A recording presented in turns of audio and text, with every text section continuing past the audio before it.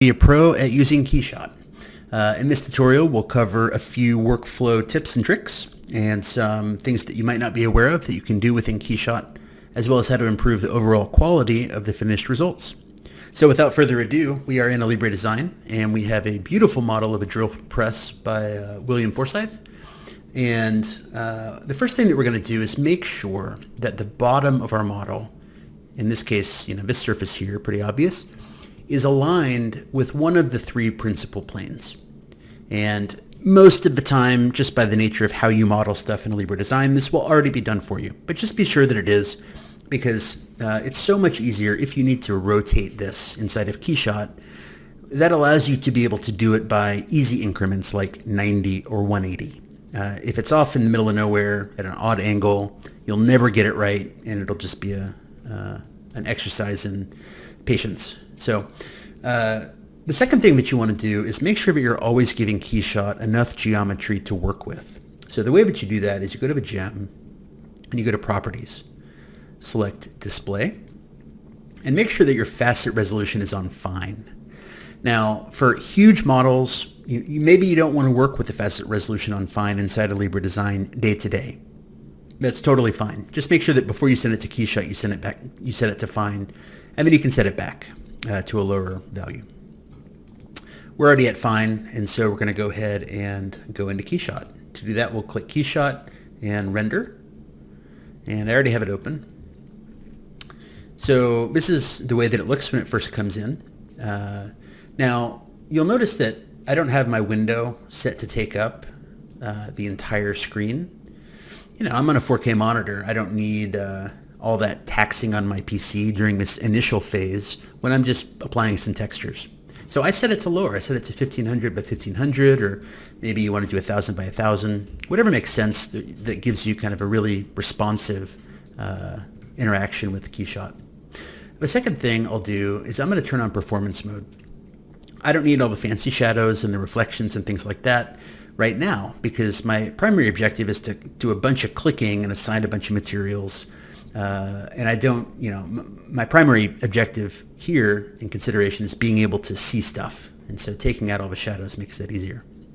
So the workflow that I'm going to use here is perhaps a little bit unintuitive, and you'll see why we do it in a second. And this is especially a good workflow for really big models, or maybe you have hundreds of fasteners, and any kind of model like that, it's going to be a lot of clicking, and you want to make sure that you're clicking in the most efficient way possible.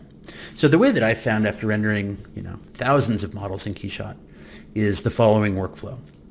I'm not going to worry about the correct materials. I don't care about any of that. What I want to do is get something that's high visibility, that's easy for me to see, and link a bunch of parts that are the same material to that. So let me give you an example.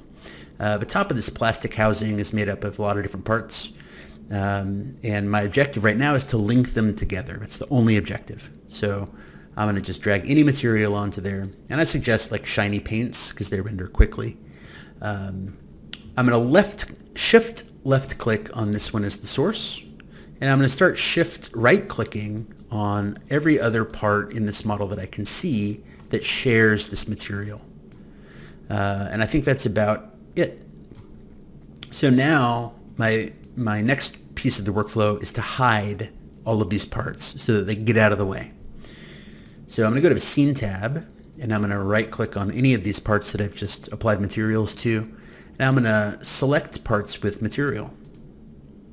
And then I'm going to go over here, and I'll see one of them is selected along with the rest. Click on any one of those, and visibility hide. All right, that just gets them out of the way. And especially if you have a bazillion fasteners or lots of stuff, you'll very quickly see the value in this workflow. Okay, number two is I'm going to pick any different color, doesn't matter what it is, and I'm going to apply the same material wherever else that would be in the model in much the same way. I think that's probably all of those. I'm going to right click, select parts with material, go over to one of them, visibility, and hide. Right. Now let's work on the fasteners. And you'll notice I don't care what material. None of these are actually painted. Maybe some are. but I'm picking really high visibility stuff. And what that lets me do is, I can kind of easily notice if something's not red, right? And so that's the primary reason I want to do that, or fuchsia or anything else.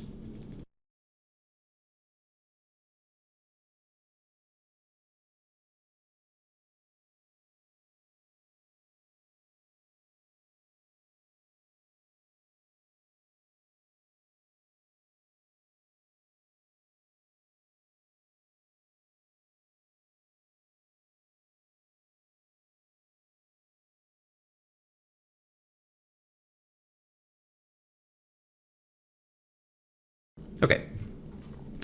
Now we're ready to kind of, see the fruits of our labor. So I'm going to right click, I'm going to show all parts. And this looks a lot more grouped than it used to. We have all our fasteners in red, we have the anodized material in purple, we have the shiny metal in orange, and I can quickly see if I've missed something, but it's just gray or something. I can go through and assign it the right material. And perhaps those are all the same color. Okay, so now what we're ready to do, now that we've grouped everything, is actually start the fun part, which is applying the correct materials to things. So the way that you're going to do this is pick which one you want, and you're going to drag it and drop it onto any of the components. Doesn't matter which one, they're all linked together. And so for example, this purple stuff's probably an anodized. So let me go find a metal, anodized, maybe a dark blue. Looks pretty good. This is going to be, some kind of brushed aluminum.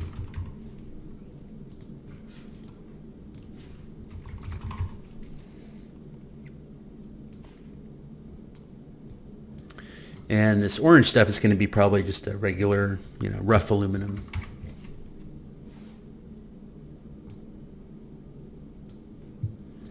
All right.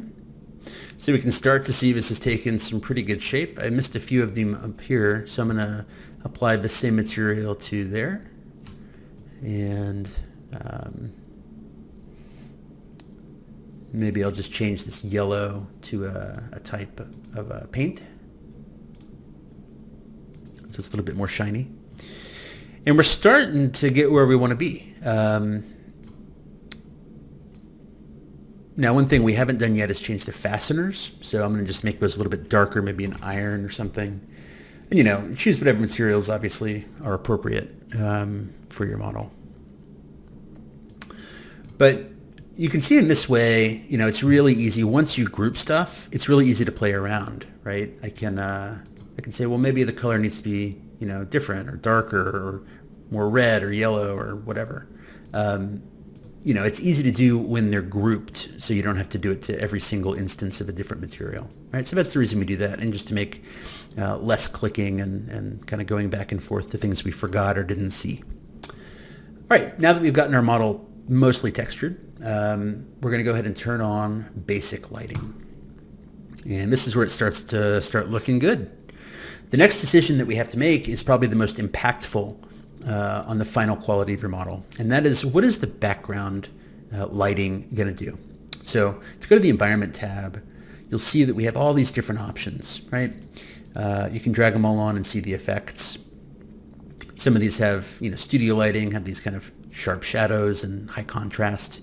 Anyway, you have lots of different options here on things that you might want to do. And they all change the lighting of the model dramatically. So the primary takeaway that you need to know here is that you are not restricted to just using the default ones inside of Keyshot. There's a lot of good ones, but there's also a lot of really good ones that are not here by default. So I suggest that you go to hdrihaven.com. The good thing about this is that everything is on a CC0 license. It's all 100% free. You can use it in your production work. Very few restrictions. So it's a great place there's no reason not to take advantage of it. So go to HDRIs at the top.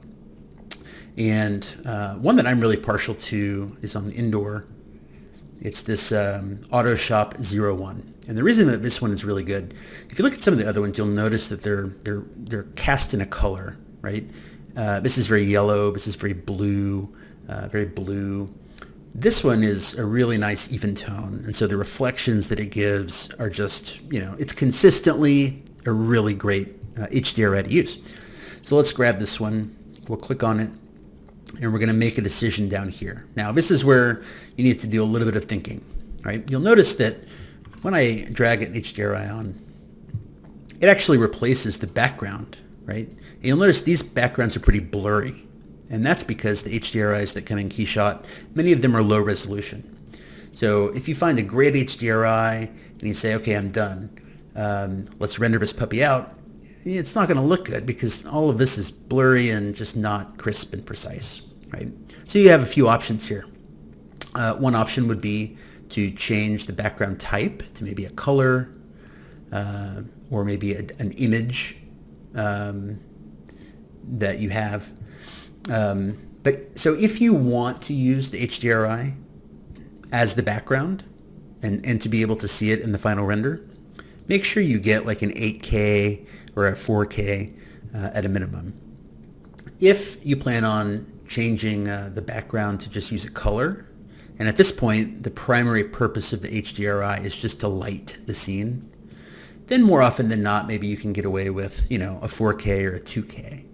4K is probably a good middle ground for most use cases. The higher you go, the longer it can take to render, so just be aware of that trade-off there. Anyway, when you find one that you want, we'll use a 4K. It's going to download, and I have a copy of this on my desktop. So find out wherever you downloaded it to, and go to the Environment tab and just drag it in, just like that. And you'll see now it's available to be used, right? So this is now being lit based off the thing I just downloaded. Now the one that I like again is this Autoshop one. So when I talked about earlier, I'm going to drag that one on, and you can see it just gives a really, a really nice, consistent, well lit result with some good reflections. So we're pretty much on our way to where we want to be. The next thing is we're going to notice that some of this is a little dark. So I'm going to just increase the lighting value right on the canvas. Just press up on your keyboard. And this is starting to look better to our eye. Your mileage may vary based on your model and your materials. Now we have another problem to solve, and this is a common problem that you'll see. Some of the parts of the model are just totally washed out. They're just white. And this is something that you want to avoid because this rarely happens in real life. So some of that you can kind of just move it a little bit, maybe get it out of that direct reflection. And some of it you need to modify the material. So in this case, no amount of wiggling it around is going to really make this better. So I'm going to double click the material and actually change it, change the color of it to where it looks, a little bit more like what I want. And I might do the same for these metal. Maybe I'll make them a little bit like that. And then the last thing that I think people don't do often enough is kind of tweak the way your metals look. So the biggest factor you're going to find here is the roughness setting. The default roughness, I think, on most Keyshot materials is 0.1. Now, you can get some really nice effects, especially if you use a good HDRI by setting this a little bit lower. Now, obviously, depending on what the actual shininess value that you're going for is, you may or may not need to change this. But I find that values between 0.01 and maybe 0.1 are where you want to mess with. So I actually start at 0.18 a lot, or 0.018 rather. And that kind of gives, maybe that's a little bit too shiny for this particular model, but maybe 0.0, maybe 0.25. It's a little bit better. So this is starting to look pretty good. We've kind of set up everything. We've gotten a really crisp, good HDRI that we can reuse on this model and every other model that we have. And we've grouped our materials, and they're really easy to change now. And so kind of some of the final steps is just deciding, what you want your your lighting to be. Product is, pretty good. It's a good compromise for most scenarios. And so select product, and then for your background, select the background. Either you're going to use the lighting environment or the color.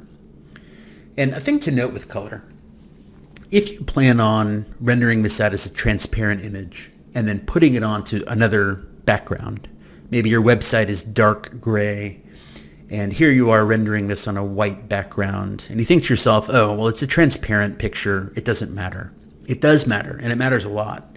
The reason it matters is because when you render it out transparent, Keyshot's going to anti-alias the edge. And that's a fancy way of saying it's going to smooth it out with a little bit of kind of a blur almost.